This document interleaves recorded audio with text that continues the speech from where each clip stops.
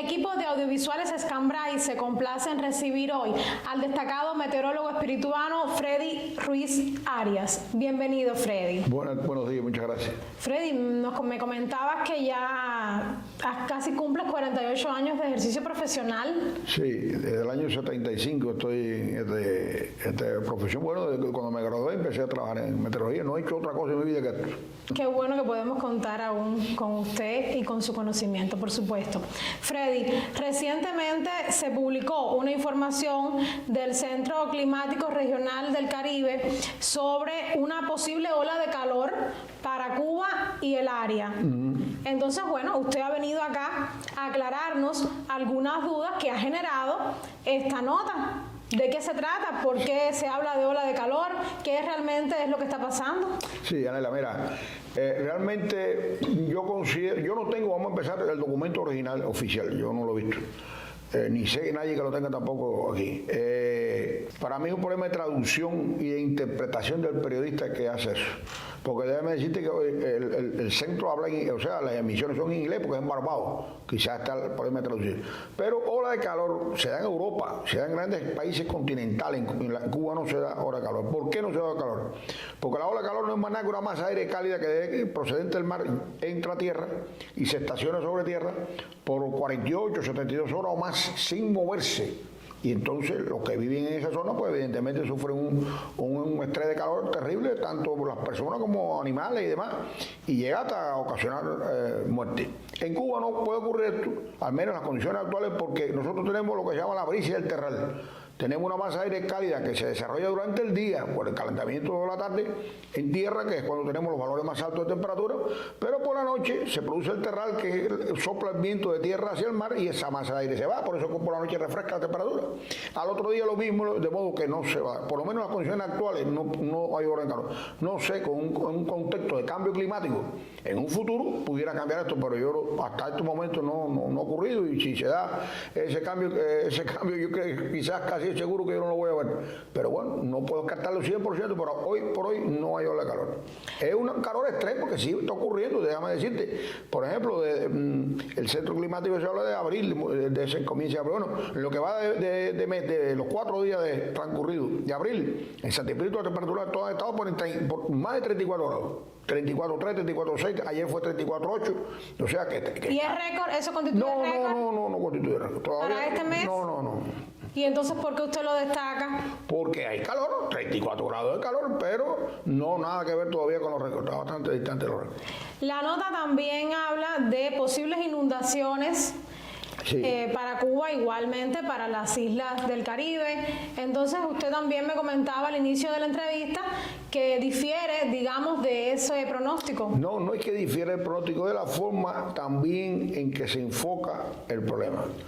Por ejemplo, nosotros somos el criterio personal y colectivo en mi centro provincial, que tenemos, vamos a decir, la sospecha, porque no hay un elemento científico básico, duro, oficialmente importante, para poder decir esto que vamos a decir, pero estamos sospechando de que, o estábamos sospechando desde antes de salir esta información, de que podía terminar esta sequía con un evento lluvioso extremo, como ha ocurrido en otros años. Que de ocurrir sería entre finales de abril, mayo o a más tardar comienzo de junio, o sea, los próximos 60 días aproximadamente. Y esta información del CARICOF, del Centro del Caribe Climático, lo que hace es reforzar el criterio nuestro de que sí, que esa posibilidad existe. ¿Y por qué ustedes tenían esa sospecha? ¿Qué datos están manejando para...? Porque, bueno, sencillamente nosotros llevamos la lluvia, el comportamiento de la lluvia, y si usted hace un análisis anual y semestral, mensual, del comportamiento de la lluvia, eso es cíclico. Y hay un momento en que hay un pico de lluvia y un momento en que hay un descenso mínimo. Y estamos precisamente ya, al parecer, en un cambio. No podemos afirmarlo, pero todo indica que pudiera haber un evento extremo. Ahora, lo importante de esto es que en el contexto del cambio climático, porque esa es otra, yo oigo a las personas, incluso hasta por los medios oficiales, hablar de planes de trabajo para cuando venga la primavera, y hay que irse guiando la primavera. La gente no sabe que estamos dentro del cambio climático y lo ven como una cosa que se derriten los cascos polares allá lejísimos, en países del norte, nórdicos y demás. No.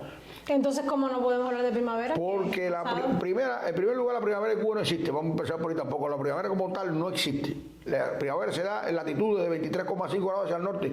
Los que vivimos del trópico de Cáncer, entre trópico de Cáncer y trópico de Capricornio, que es precisamente la zona tropical, ahí no hay las 4 estaciones. Ni primavera, verano, otoño, invierno no existe. Hay un periodo lluvioso y un periodo poco lluvioso seco. O sea, noviembre, abril, el periodo seco, poco lluvioso, y mayo, octubre, el periodo lluvioso. Que cuando empieza a llover uno dice, bueno, la primavera, porque el público todo históricamente le ha dicho primavera, pero como tal, estación de primavera no se establece. Ahora, ¿qué pasa? Que a través de los años ese periodo pues se ha comportado variable, pero con el contexto del cambio climático lo que se está planteando es situaciones extremas, sequías extremas y después inundaciones y grandes lluvias.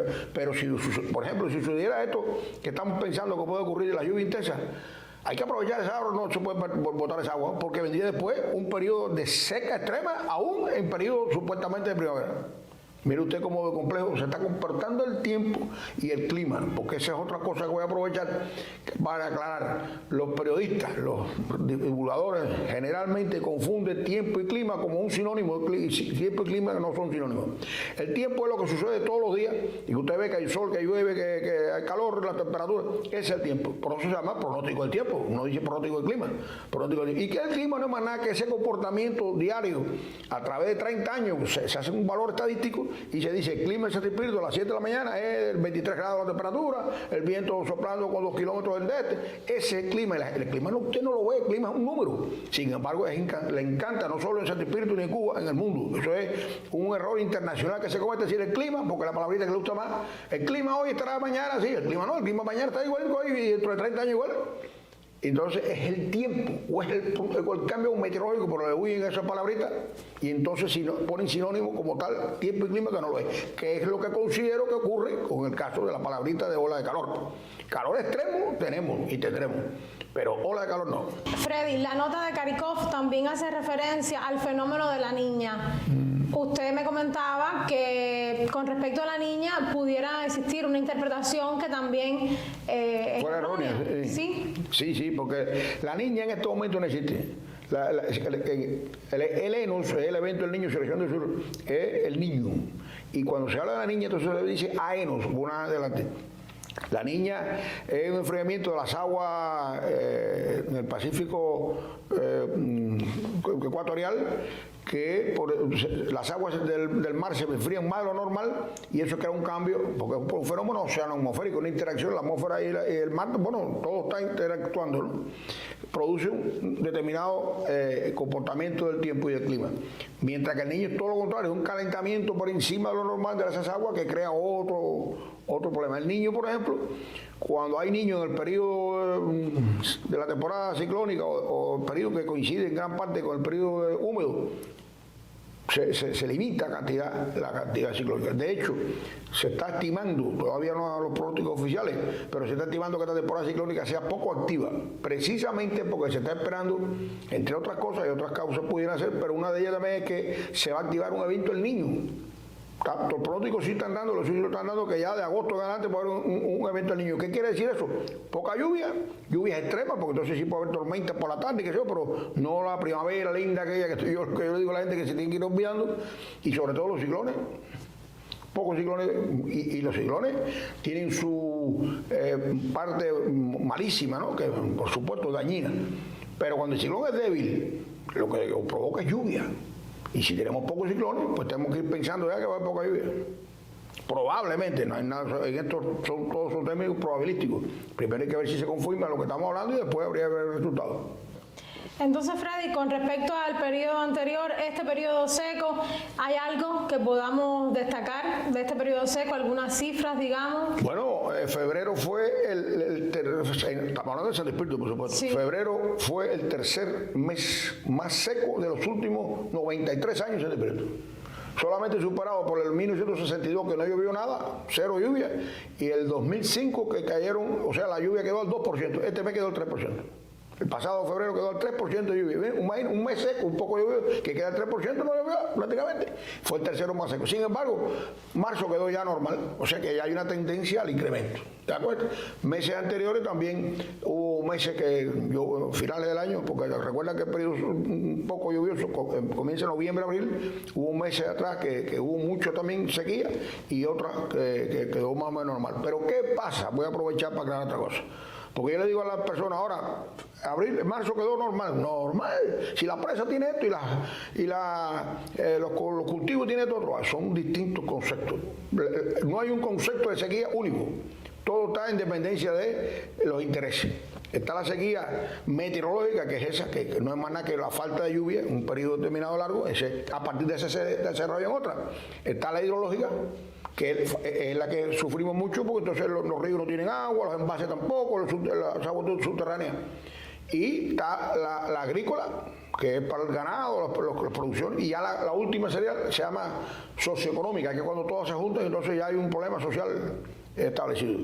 Pero hay veces que no llueve, o llueve poco, y los embalses y los mantos freáticos está bueno, está normal, y otras veces la inversa, llueve como ahora y no tan. Eso hay que entenderlo, no manejar solamente que si llovió o no llovió, no. Es un análisis, primero, llovió o no llovió, lo suficiente, no. Pero después, cómo está el estado del hidrológico, de los cultivos. Hay veces que usted ve incluso cultivos, los campos verdecitos y todo más bien, casi no ha llovido, porque es el agua que tiene la tierra adentro. Eso es complejo, eso no es tan sencillo como la gente piensa. Bueno, Freddy, encantada de que hayas regresado al set de Escambray. Muchísimas gracias por sus explicaciones. No, gracias a ustedes por permitirme poder explicar a la población.